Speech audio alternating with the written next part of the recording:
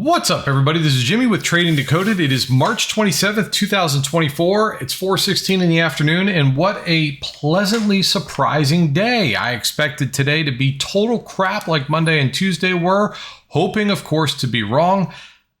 Pre-market led me to believe that it was going to look very similar to those 2 days, and interestingly enough, we got great moves in the morning and in the afternoon, both of which we caught in both directions. Today was a fantastic day, a well-needed day for a lot of people, and a well-deserved day for the patient. On a day like today where we had such big moves, I made 2 trades today and I didn't make a ton of money. However, we found great opportunities that I didn't take. However, we helped a lot of people make very good money today, and we're going to share those with you. We're also going to share the point of the chart, if you didn't notice, where you probably should have just sat out. Patience prevails. Okay, patience pays. Without further ado, let's go ahead and launch the chart, see what we were looking at. Well, when you look at pre-market like this, we were expecting basically a 78-cent move as per the market maker expected move. We spent most of our pre-market in a 26-cent range until just before open. We started to break out of that range. Guys, it wasn't shaping up to look like a very exciting day. Okay, so to the call side, our call put scenario was 521.85. As you can see, not only did we hit that in pre-market, we rejected it pretty hard. Put scenario for the conservative entry was a breach of 521.27. Now, what is important to note with these call and put lines is not whether you play them or not, but knowing how to play them, right? You don't just blindly jump in there, because if Qs are sitting on a level of support, that line is not going to allow you to continue to go down. Okay, so it's always important to take note of where the Qs are at those exact moments, because if they're on a line of support or at a line of resistance, you're not going to want to play calls and you're not going to want to play puts if on support. With that said, what I didn't like was a move to the upside because of the amount of resistance just above that call line made that abundantly clear. I wasn't interested in puts unless very 2 specific things happened. When they both happened, the reason for puts became a go, and I took them. Okay? Reason number 1, we needed to break this uptrend line. We got that break right here. In fact, we got it, more importantly, on the opening candle, but reason number 2 hadn't happened yet. Qs needed to be below a line of resistance, or support rather, at 446.02. So they were rejecting up here. We were interested in puts because of this. We waited for the reason to get in the trade, which was 931. Not only were we below the pink line, which was another thing we wanted to see, we got to be below yesterday's high of day. We also wanted to be below that trend line. We got all 3 things that we wanted in one candle. We took the puts, and where were we looking to go? Well, hopefully down to 521.26, but let's see what the Qs are doing. And as Qs got closer to a level of support, which I think was down here, 936, is that where we got out? Yeah. We recognized that we had been breaking through levels of support, and then ADD also was starting to turn red, which is usually, oddly enough, you'll see this if you pay attention to it. When ADD is printing big green, very often Qs are printing big red. And when ADD slows down and starts to print red from green, you'll see Qs start to have a struggle continuing to print red. It's the weirdest thing, but Qs were coming down to a level of support. ADD was starting to move in the other direction, which usually, like I say, you could see it happen often where, you look right here, Qs are ADD is moving down, Qs is already starting to move up, and then ADD, finally they get in sync with each other. Okay, so it's when ADD puts in this lower high that, so anyway, we got out here because Qs were hitting another level of support. That's it. But the put entry for ADD was not advantageous here. Why? Because Qs were on a level of support. When the Qs had finally broken through a support and ADD was pointed south at the same time, you have your entry here for the puts. You got in here, we breached, we got down to our next level, to our next level, to our next level, until Qs, once again, were hitting support levels down at 1002, which is all the way down here. Okay. every time we hit these levels, I have to recommend or suggest considering taking profits, guys. Why? Because Qs drag SPY around like a redheaded stepchild. They do. So everything that I do solely revolves around what the Qs are doing also. Okay, ADD just lets us know what the overall market is doing. Qs gives me the reasons to get into and out of my trades almost every time. Okay, so for me, I took 2 trades today. I didn't catch the majority of these big moves personally. My first trade was a 31.3% win. My second one was an 18.7% win. Still a great day for me. I still got paid. I still made beyond my daily goal, and I was happy. That was the last trade I took. Was down here is when I got out of my last trade, but I also got into it really late because FOMO got me. But I was fortunate enough to get out with a smaller profit than I would have gotten into if I would have just taken the trade when I was supposed to. With that said, we start to put in higher lows, higher highs. We want to wait for a break of trend if you want to trade that. We have a lot of people saying, oh no, I want to keep playing puts. Guys, don't have a bias. Don't have a bias. Don't have a bias. Most of the people in our community made enough money on these 2 trades here or 1 trade here that they were done for the day. That is the dream job, guys. Just saying, just putting it out there. If you can make your day's pay in 30 minutes of work, why keep pushing don't poke the bear. Don't poke the bear. Could you make more if you continued to trade? Absolutely you can. Can you also lose what you already made? You sure as hell can. So just keep both sides of that in your mind. Now, this became a slow, boring time to trade. Yes, we had a couple of channel plays you could have played, but volatility was low, wasn't the greatest time to trade. However, when we broke out of some of these ranges, one of our guys, and I'm using this guy in particular because I just got done explaining to him, if you want to play puts in an uptrend, how do we spot the reason to take those puts? We got into this move and literally talked the entire way through the entirety of this trade. It's not magic. I can't see the future, but I could tell you what would trigger me to take a trade and why. If you can't tell yourself the answers to justify the reasons you want to do something, then don't do it. Ask yourself questions.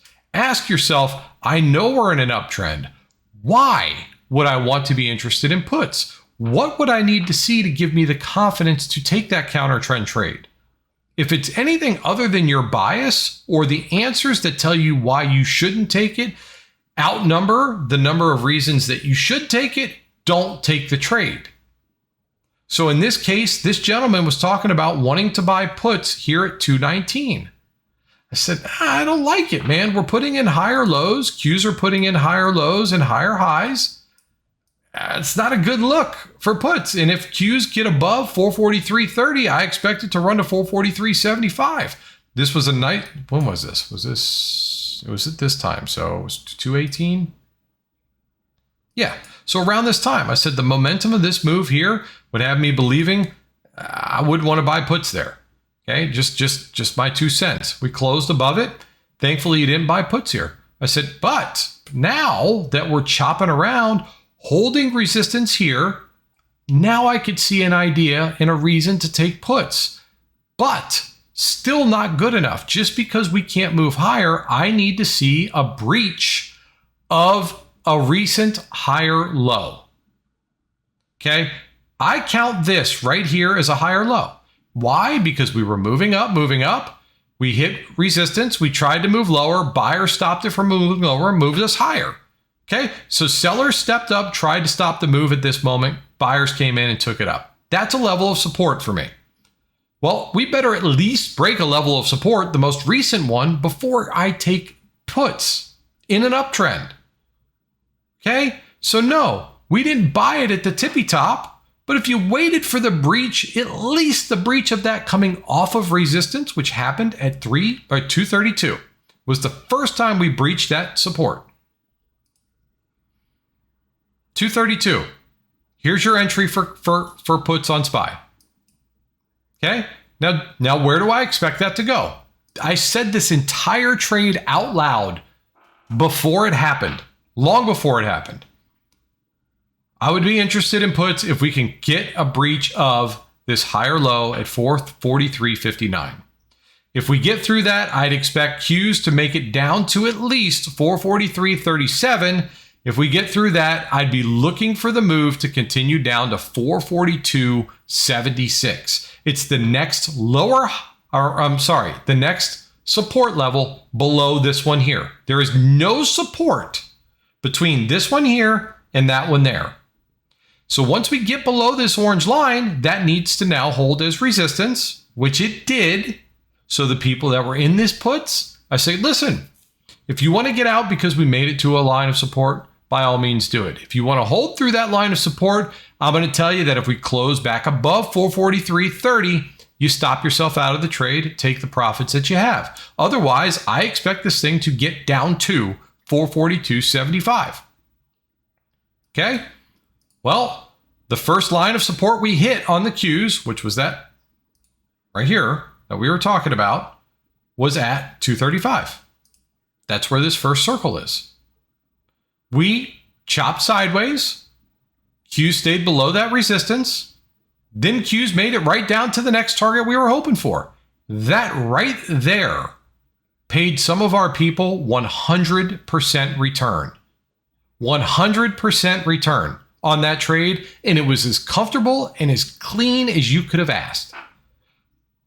Talked about it well in advance, talked everybody through the whole thing. You guys, you don't have to be lucky. You don't have to have indicators. You just need to know how to read price action and know where levels of importance exist. Know what is likely to happen when you reach these levels, know what might happen when you reach these levels, and you can protect yourself or you can push yourself regardless. You have information that can save you, can help you, or protect you. Just use the information. If he would have gotten in when he wanted to, he would have been stopping out at the time it was best to get into the trade. You've got to be patient. Wait for the reasons to tell you to get into these trades. Don't just jump into them because, oh, this looks like a great time to buy puts. Why? Because you feel like it is, or because something's told you that it is? Okay? Now, the coup de grace here. We get that pullback. Great trade. Beautiful trade. The next target down, if you wanted to hold through that, was here. The next one down was here, and then the next one down was here. You can watch these levels as they break. Every single time that they break, we made it down to the next one. We don't know which one's going to hold. Okay? Now, to the upside, and I'm focusing on the Qs because every trade we took after this put right here was based completely on the Qs. Completely. We weren't even looking at the SPY chart at this point, but we were taking SPY trades, right? Number one, make sure if you're looking for calls, Qs are above 443.30. Wait for the candle close above. It was the last strong resistance right here. It's the reason you stayed into puts before. At least make sure that those guys that kept it as the reason to stay into puts, sellers, are no longer there. Okay? We closed above that line. That is good enough for me to say that's a good enough entry. Because the sellers that were holding that trade, if they're still there, they're now red. They might turn into buyers. If they turn into buyers, they're going to help the move go up. This is my way of looking at the chart, my way of thinking. Maybe it's flawed. Maybe it doesn't work, but it sure as hell pays well. So you are going to have a hard time convincing me that buying and selling and understanding where support and resistance are is not useful information. And you're also going to have a hard time convincing me that I need anything more than that to make money. Okay? You guys can trade your own strategies. You guys can trade your own indicators, it doesn't matter. I don't care. I'm just sharing what works for me. And it works for a lot of other people too. Okay? With that, we needed to be above resistance of 443.30 on the Qs and make sure SPY's above a line of resistance. We knew resistance on SPY's existed right here. We broke through it before the Qs got through theirs at 331, so we're a go on SPY, just needed to wait for the time to get in on the Qs. That happened at 332. Now, while we were in this trade, I'm looking at this chart telling people, hey, If we close above 443.30, I expect Qs to make it at least to 443.75. If we close above that, we're looking for all the way up here, 445.06. Now, it wasn't a clean move to 445.06. Oh, yes, it was. But the reason it was there and not these orange lines was because where is the next resistance proven on the chart, not lines from previous trading days, above this one? Just go left. Would have been here. Okay, so we were aware of that, 443.87. The next one was all the way up here, guys. All the way up here. So our target, once we closed above that, was there. Would you be surprised if it went from that lower target, which was what? Where were we at here? Okay, we're gonna put 443.88. We blew right through it like it wasn't there and ran straight up to that 445.03 line. You literally caught the entire move once the Qs gave you the okay to get in to make massive amounts of money on SPY. That was a massive trade. Huge. I wasn't in it and I didn't care. So many people made good money on that. It's ridiculous. And all they had to do was wait for the reason to do it. I don't trade this late in the day. Yes, I could have made massive amounts of money if I would have just taken the trade that would have told me the reason to get in. I didn't get in, but a whole bunch of other people did based on the same reasoning. You know who didn't, though? I'm going to show you what happens when you have a bias. This makes me sad because the gentleman that I was walking through questioning why he should buy puts and what he should wait for to see happen before he does was the same guy who wanted to buy puts here, fortunately didn't, waited for the right reason, and got to make some money on this move. That same gentleman wanted to buy puts if Qs closed back below, I think it was right here. No, it was closer to 350. Yeah. If the Qs closed back below 444.52, he wanted to buy puts. I said, hey, we just talked about this. We waited for the right time to get into the trade the first time. I would recommend that you wait for the right time on the second time. This is a much bigger move to the upside. We're coming off higher lows and higher highs. This is a clear uptrend.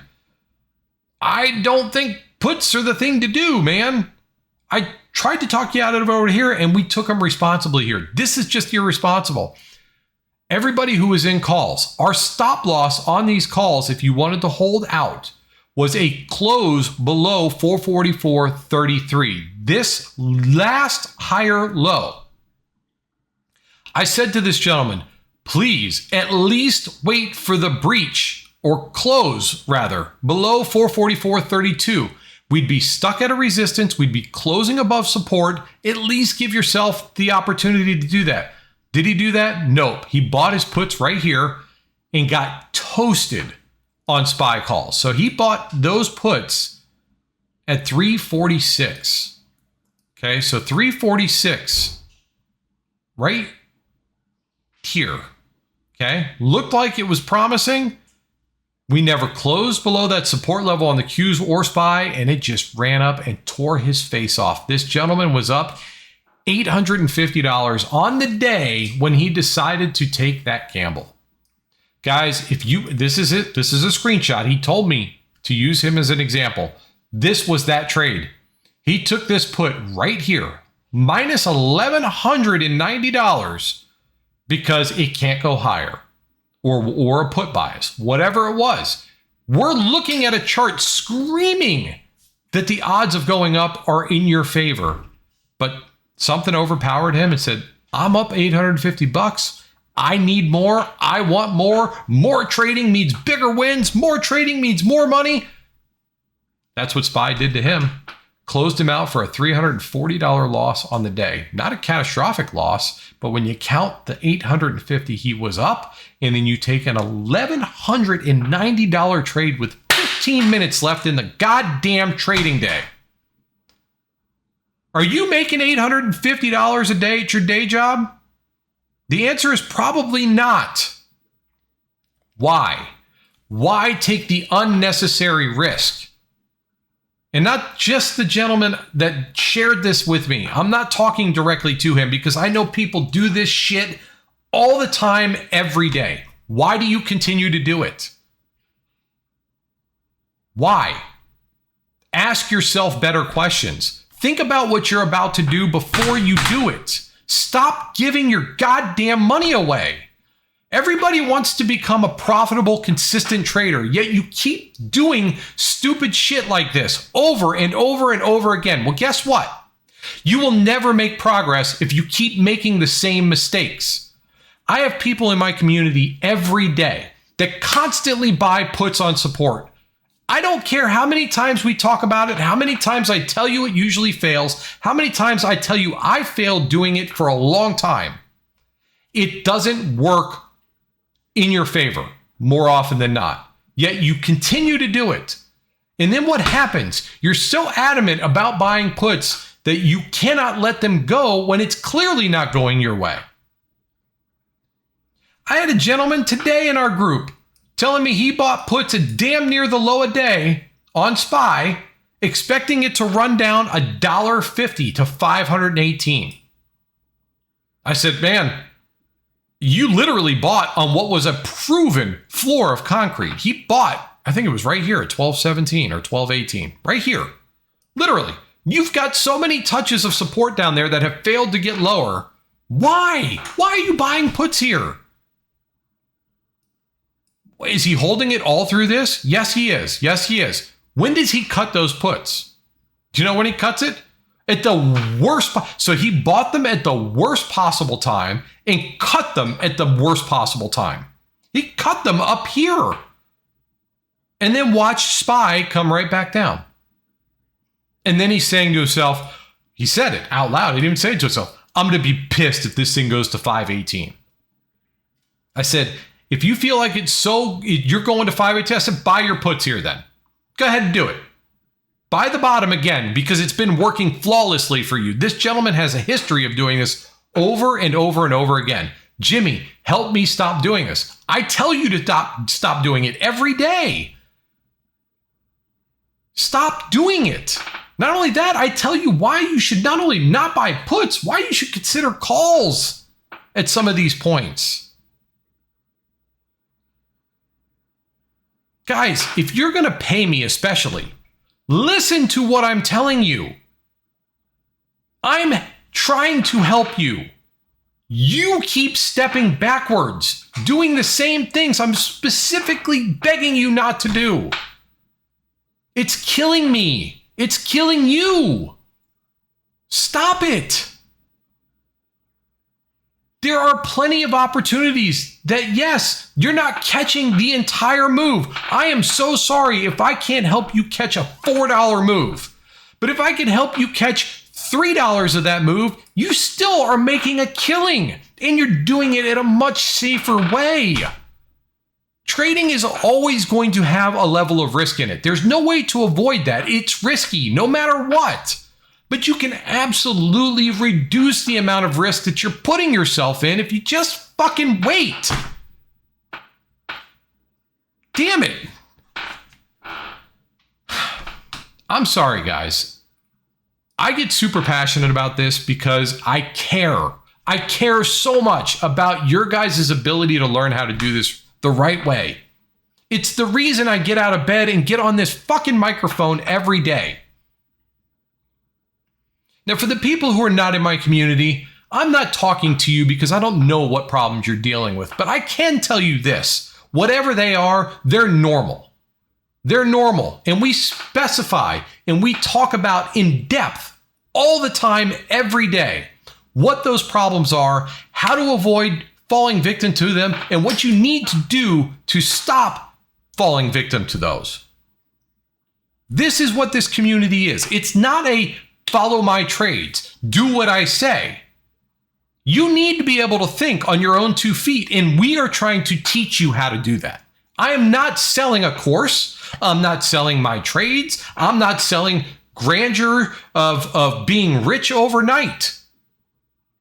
My way of trading is not glamorous. I've said this 1,000 times. I get in. I look for very specific, reasonable moves. I'm not looking for home runs. I don't give a shit about home runs. Because the guy who aims for home runs every time also takes the biggest strikeouts. Every time. It doesn't matter. Be consistent. Focus less on the dollar amount, more on how often you can trade green. Your account will thank you. Your confidence needs you to do this. Otherwise, you're going to hurt yourself over and over and over again. And what happens when you've hurt yourself enough? You become a scared trader. What happens when you're a scared trader? You wake up every day with the expectation of being red again. Confidence. That's a great confidence booster, right?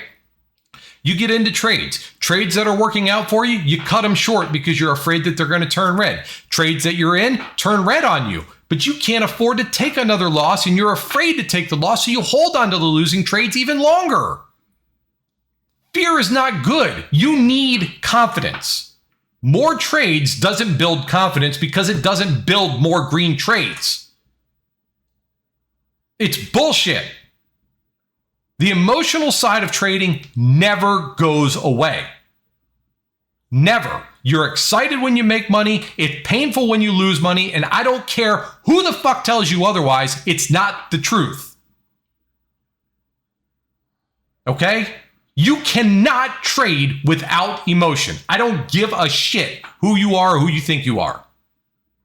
But what you can do is learn how to separate those emotions from changing your trade plan. And that's what is necessary to happen. And that can't happen if you constantly take the unnecessary risk that's causing you to lose in the first place. Guys, today provided amazing opportunities to make a lot of money. And there was a whole section of the chart that didn't provide any opportunity.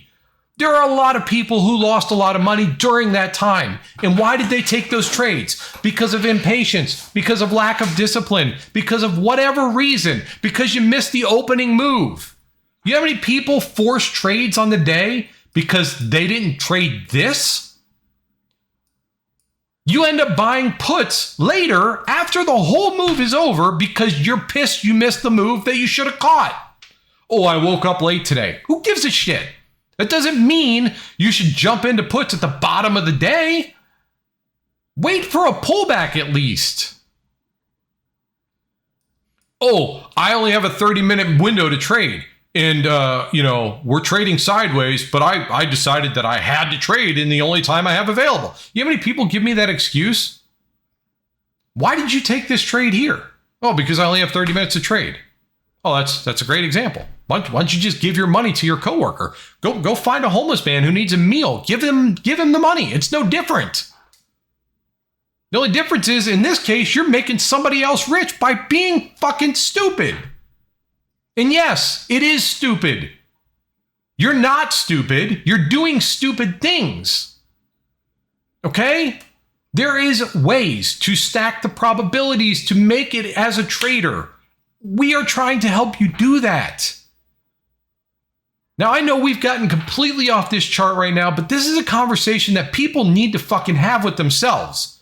Have it with somebody who's trying to help you if you need to. I don't care, but have the conversation.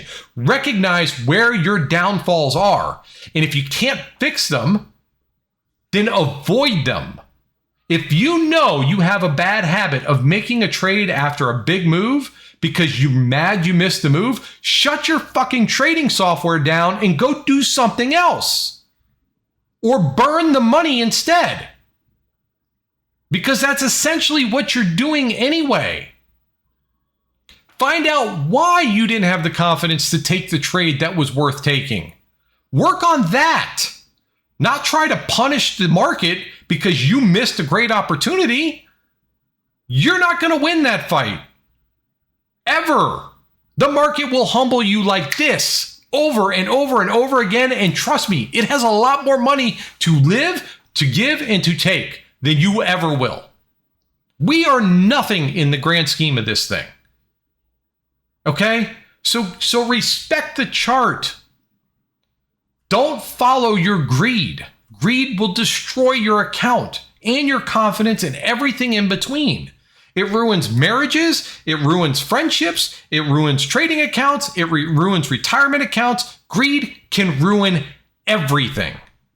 And you better get that shit in check. Otherwise, you're not going to be around long enough to learn how to do anything in the trading world. Okay? Now, I love you guys, and I'm speaking to my community members. I love the people who watch my videos. But what I'd love more is that you take away useful information from these videos and apply it to your trading. Just give it a chance. It works. No, I didn't catch the bottom to the top, and I don't give a shit. This trade right here probably paid close to 300%. From the time we got in responsibly to the time you could have taken your profits based on the Q's target of this line. We expected it to get there from here to there. Doesn't mean it's going to get there, but that was the expected move. And it paid massively. Don't be this guy. Walk away when you've made 2-3 times your weekly paycheck or daily paycheck. $850 on the day is amazing money.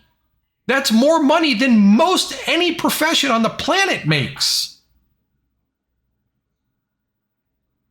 Don't punch the gift horse in the mouth. If you made that money and you did it in an hour of work, what the fuck is good enough if that's not? How do you expect to ever be happy in life if it doesn't make you happy? Guys, you're going to get to a point, hopefully, that you realize that making more money doesn't make you happier. There gets to be a level where you do make enough money where you're actually happy and you no longer feel the need to work or push or strive for more. Okay? I've been fortunate enough to be that guy. Everybody thinks they need to make $1 million a year or more to be happy. I'm here to tell you, I don't make anywhere near $1 million. Nowhere close to it. And I'm as happy in my life financially as I've ever been, so much so that I have no interest whatsoever in scaling up, playing bigger, holding longer. I got to a place financially that I am comfortable and never thought I would get to. And that is what makes me happy. Now, if I start pushing for more, maybe I can make more money, but it's not going to make me happier. But if I ruin what's working for me by aiming higher, it's going to drag me down. I'm going to be less happy. So if that number that makes you happy on the day gets achieved, then that number is going to be different for different people, guys. Okay, it might be $100 a day, it might be $50 a day, it might be $1,000 a day. I don't know what the number is. It's going to be different for everybody. But when you get there, be happy and walk away. Don't sit here and tell yourself, oh, well, I'm just going to stay here and learn.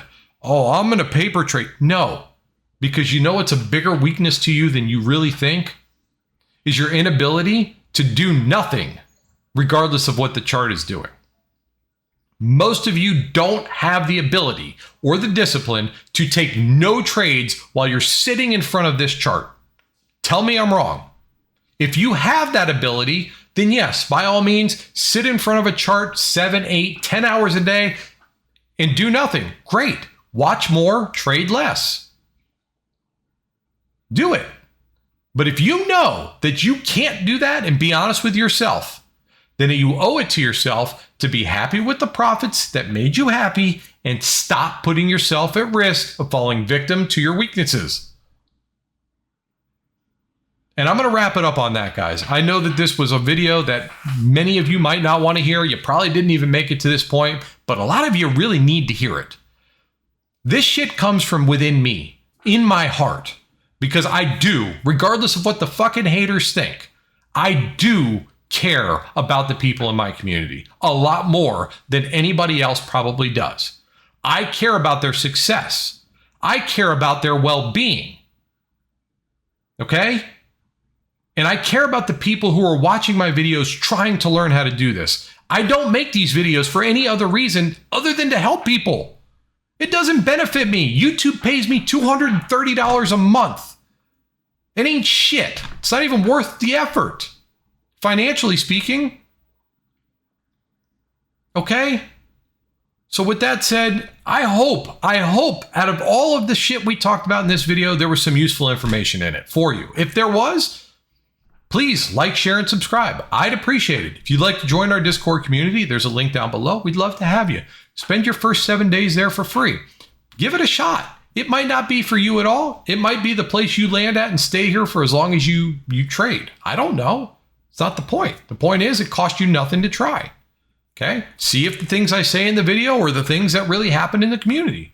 I'm not telling you anything that doesn't go on in here every day. All right? For those of you who had a great day today, congratulations. It was well deserved. We needed it after the first 2 days this week. Okay, this was a pleasant surprise of a chart today. It's a beautiful, beautiful thing. If you had a rough day today because you were green and you turned to red because you overtraded like this poor bastard, I'm sorry. You earned it. If you walked away after making any green, congratulations. Your account's going to have more money in it when you wake up tomorrow morning than it did when you woke up today. That's the goal. Okay? If you had a rough day because you missed the great moves of the day and you played the shit that wasn't worth playing, I'm sorry. But once again, you earned it. Other than that, we're going to pick it up tomorrow. Hope you all had a fantastic day. I love you guys to death. Till tomorrow. See ya!